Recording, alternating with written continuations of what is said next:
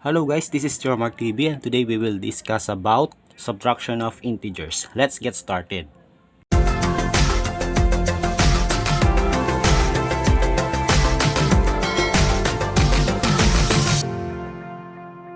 Alright, so bago ang lahat, i-recall ko muna kung ano yung opposites. So ano ba yung opposites?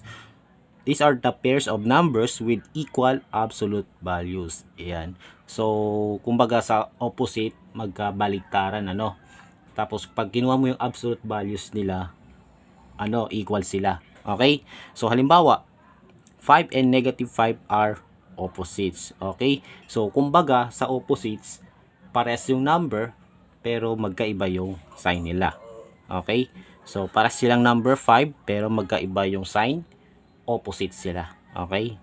So, dito sa part na to is kukunin muna natin yung opposite ng given number. So, sa number 1, 4 or positive 4. Okay? So, remember kapag walang positive sign, understood to be positive. So, positive 4 to, no? So, kukunin natin ang opposite ng positive 4 or just 4, 'di ba? And alam natin na ang opposite ng positive ay negative. So, yung opposite niya ay negative 4. Ayan.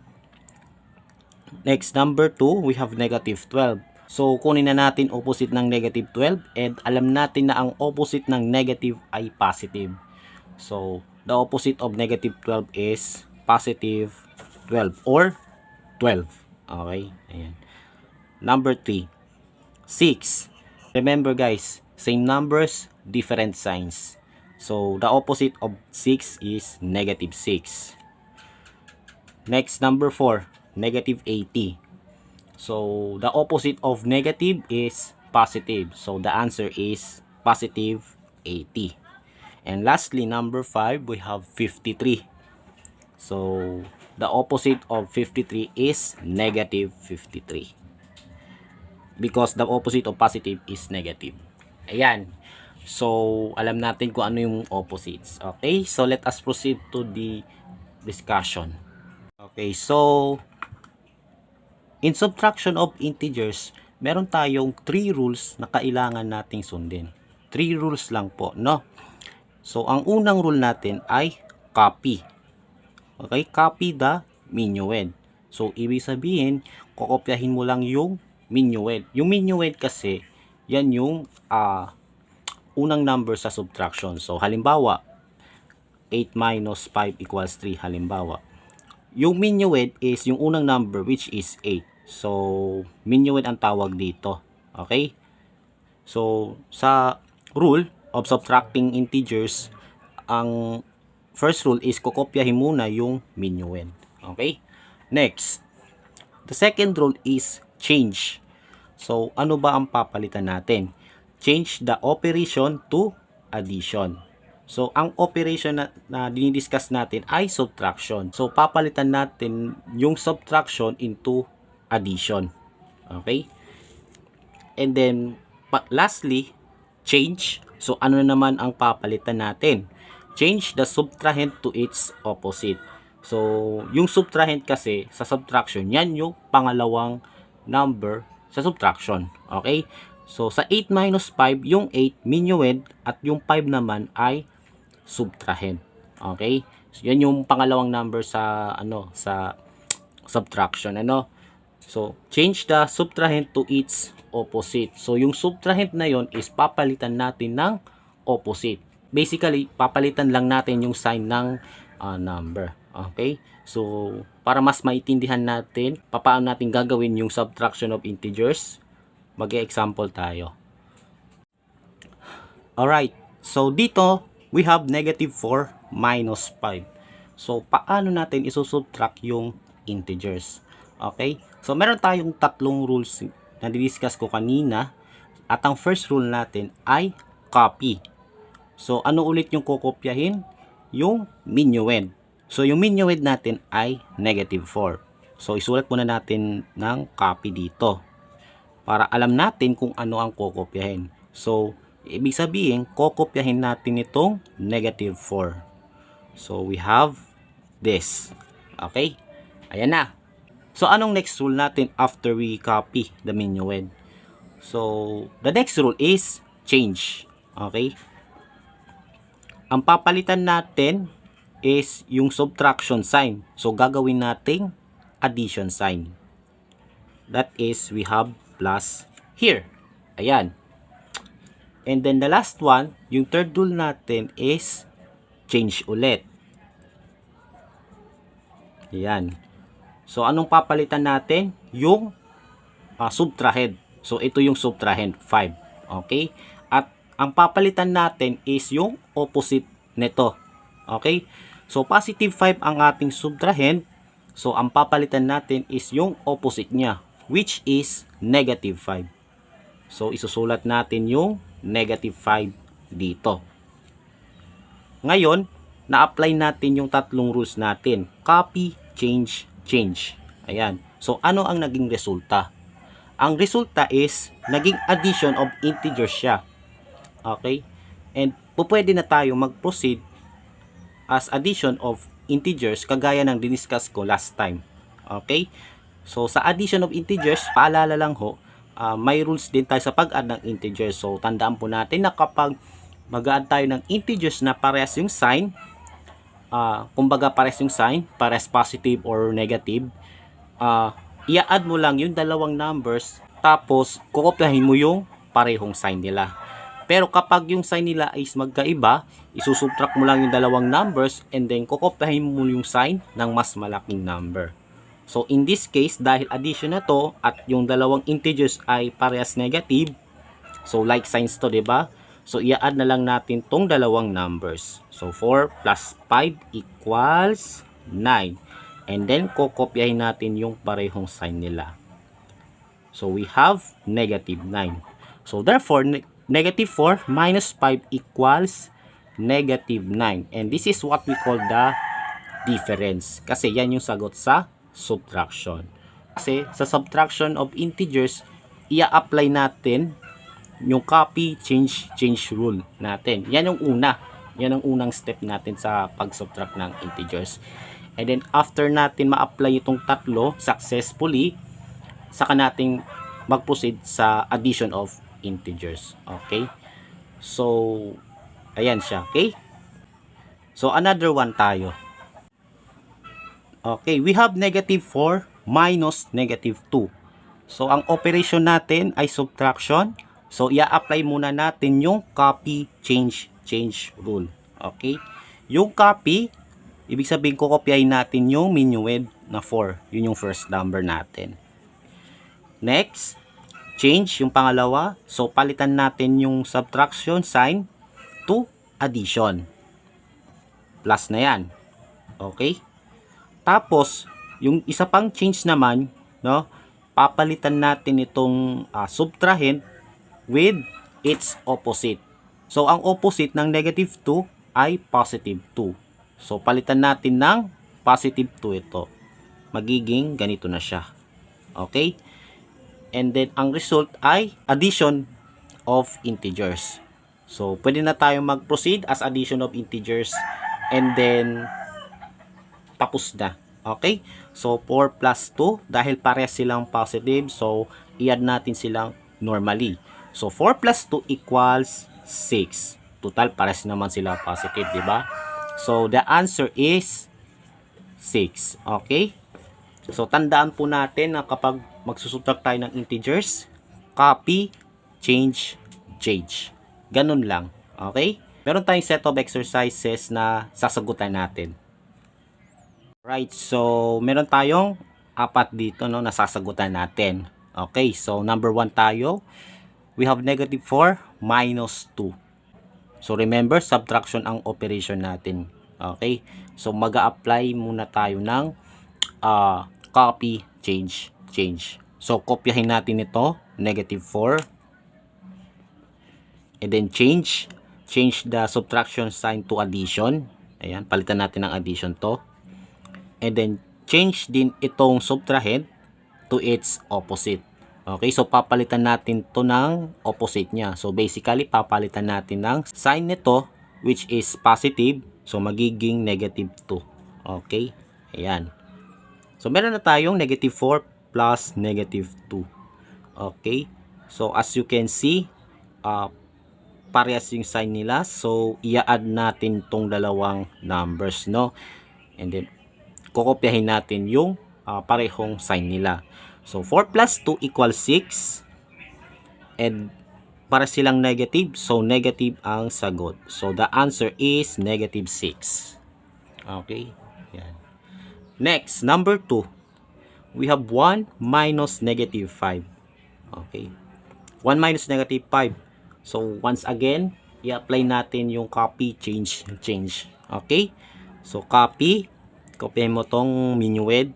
Tapos ito, palitan natin ng positive. So, change to addition. And then, dito naman, negative 5, change to its opposite. Okay? So, palitan natin to ng positive 5. So, we have 5 here. And dahil pare silang positive, so i-add na lang natin sila normally. Okay? So 1 plus 5 equals 6. And that's it. Ayan. Next, number 3. We have 8 minus 7. Okay. So once again, kopyahin natin to. Ayan. And then yung minus, palitan natin ng plus. Ayan. Copy, change. Tapos itong 7, i-change natin to its opposite. So, ang opposite ng positive 7 is negative 7. Ayan. So, that we have 8 plus negative 7. So, magkaiba na ngayon yung signs nila. So, ang gagawin natin is, isusubtract natin itong dalawang numbers and kukopyahin natin yung sign ng mas malaking number. So, 8 minus 7 equals 1. And then, yung sign ng mas malaking number ay positive. Since 8 is larger than 7. So, yung sign nito is positive. So, yung sign nito is positive as well. So, the answer is positive 1 or just 1. Okay? Remember, di na kailangan lagyan ng positive sign like this. No? Di na kailangan. Number 4. Negative 3 minus 9. So, once again, ano lang tayo, kopyahin natin to, copy, no? And then change. Yan, change to addition. And then ito, change din to its opposite. So, the opposite of 9 is negative 9. Remember, hindi to negative 9, ha? Dahil nakita mo tong negative, di porket nakita mo tong negative na subtraction talagang operation, negative 9 to. No, positive 9 to. Tapos itong minus na to is operation yan. Okay? So, positive 9 to. At kung kukunin natin yung opposite, magiging negative 9 na siya. Okay? Tapos, itong subtraction, naging addition. Okay? So, wag po tayo masyadong malito. Ano? Okay? So, ayan na. Meron na tayong dalawang integers na i-add. Negative 3 plus negative 9. So, parehas na naman signs nila. So, i-add natin tong dalawa. No? So, 3 plus 9 equals 12. And, yung sign nila is negative. So, negative din ang sagot. Okay? Negative 12 ang sagot.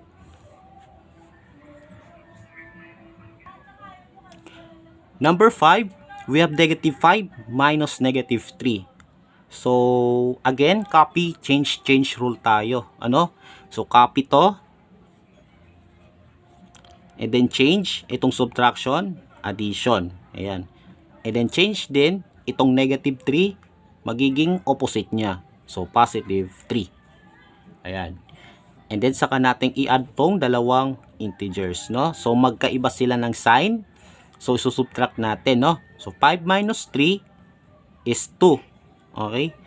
And then, yung sign ng mas malaking number, which is 5, di ba? Negative ang sign niya. So, negative din ang sagot as well. Okay? And the answer is negative 2. Next, number 6. 7 minus 11. So, once again, copy, change muna tayo because the operation is subtraction, no? So, 7. Kopyahin natin itong 7. Tapos, yung subtraction, i-change natin sa addition. At yung 11, i-change natin ito sa opposite niya, which is negative 11. Ayan na siya. Okay? So, 7 plus negative 11, magkaiba yung sign nila. So, subtract natin, no? 11 minus 7 equals 4. And since mas malaki si 11 kaysa sa 7, yung sign niya ay negative. So, thus the answer. Okay? Ang sagot ay negative 4. Number 7. Negative 2 minus negative 6. So, ayan na siya. Pares negative yung susubtract natin. Pero, i-apply pa rin natin ng copy, change. Ano? So, kopyahin mo tong negative 2. And then, palitan mo to. Ito, ng addition. And then, palitan natin ito ng opposite niya. So, the opposite is positive 6. Because, dito ay negative 6. Kaya naging positive 6. And then, ayun na. Proceed tayo sa addition of integers. So, magkaiba yung signs nila. Negative 2 and positive 6. So, subtract tayo. 6 minus 2 equals 4.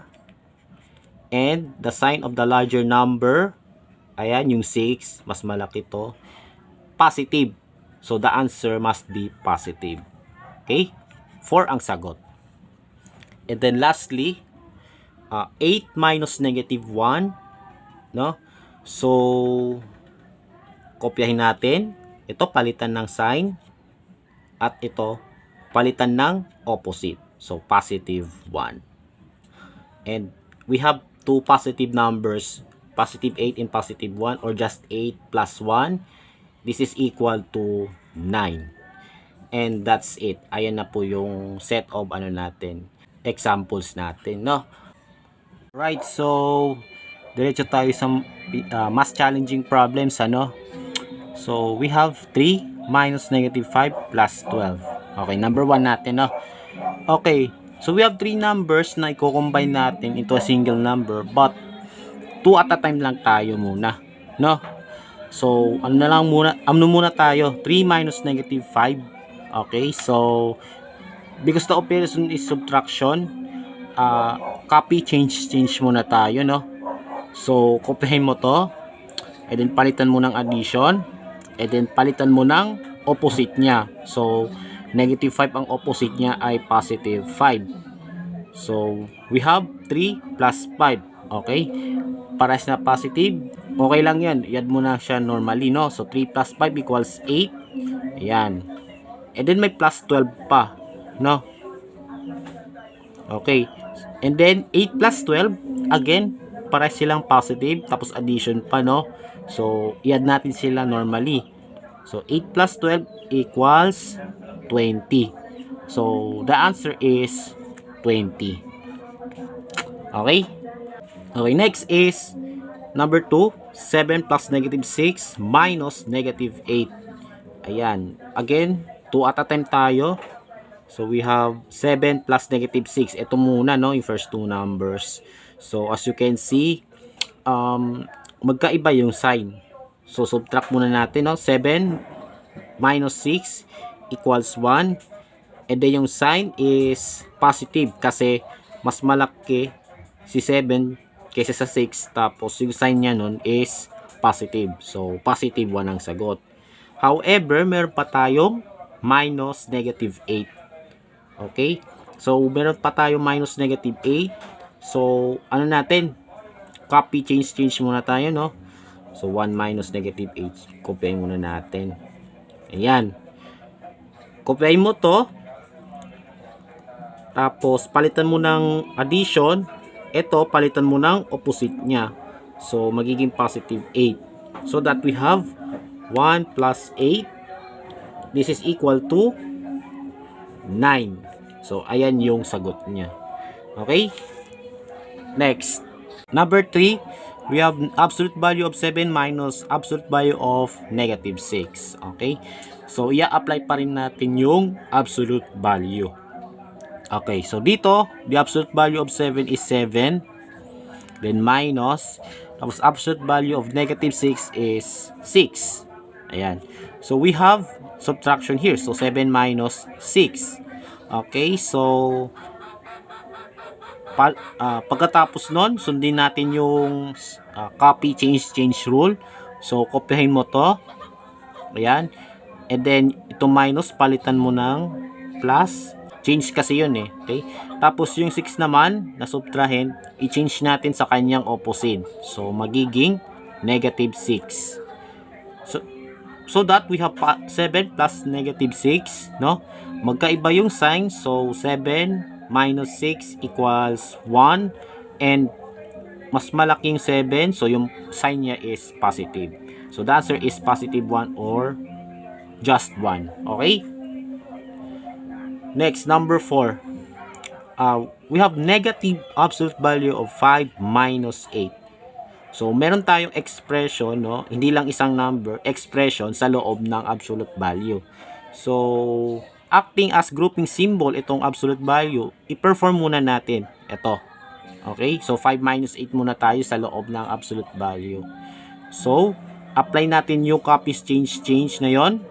So that we have 5. Kopyahin mo yung 5. Then, change to addition. And then, change to its opposite. So, negative 8. We have 5 plus negative 8. I-add natin.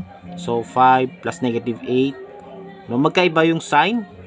So, subtract 8 minus 5 equals 3. And since 8 is larger than 5, yung sign niya is negative. So, the answer is negative. Okay? Yun pa lang ay nasa loob ng absolute value, no? So, ayan siya. Okay? Nasa absolute value pa lang siya. And then, tapos may negative sa labas. Ayan. So, we have negative absolute value of negative 3. So, ito muna, absolute value of negative 3, which is 3. And may negative sa labas. So, the answer is negative 3. Okay, number 5, we have absolute value of negative 2 minus absolute value of negative 5. So, apply muna natin yung absolute value, ano? So, we have 2 and then 5. Yan yung absolute values nila. And then, we have 2 minus 5. So, apply natin yung copy, change. So, copy to change and then change.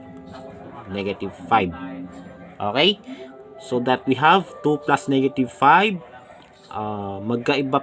Magkaiba na naman yung sign. So, 5 minus 2 equals 3 and the sign is negative. Okay? Because 5 is greater than 2 and the sign of this number is negative. So, negative 3 ang sagot. Okay? So, let us proceed to the problems. The temperature of a certain place is 10 degrees Celsius. After few hours, it drops to negative 5 degrees Celsius. How many degrees Celsius was dropped? Okay. So, intindihin muna natin yung problem, no? Yung temperature daw ng isang lugar ay 10 degrees, no? 10 degrees Celsius. Tapos, makalipas ng ilang oras, biglang bumaba sa negative 5 degrees Celsius. Diba? Bumaba sa negative 5 degrees Celsius. Okay? Ang tanong kasi, ilan ang binaba, no? How many degrees Celsius was dropped? Okay? So, ilang degrees Celsius ang ibinaba nito? Okay? Mula sa 10 degrees Celsius papunta sa negative 5. Okay? So, anong gagawin natin para malaman natin kung ilan? So, ang gagawin natin is, syempre, magsusubtract tayo. No? So, yung susubtract natin is 10 minus negative 5.